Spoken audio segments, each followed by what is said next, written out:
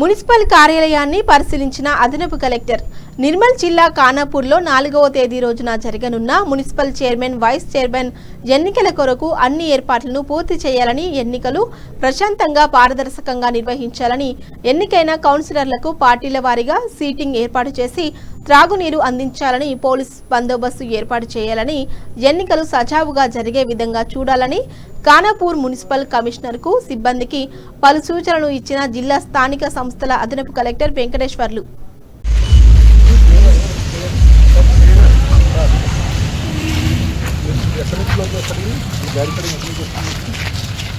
Barricading అక్కడ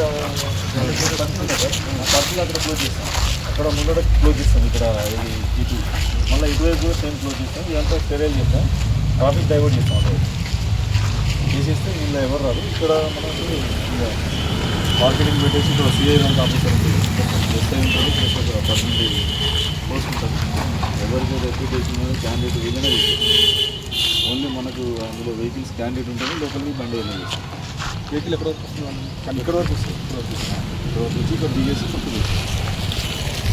మేము meetup వాళ్ళు రాని ఓన్లీ అక్కడ చూసేసి వీళ్ళు క్యాండిడేట్ ఉన్నారంటేనే పంపిస్తారు. అలాంటి ఓన్లీ క్యాండిడేట్ మాత్రం ఎమ్మెల్యే గారికి కూడా ఉంటాయి కాబట్టి ఎస్ఎఫ్ఈ ఏం చెప్పారు.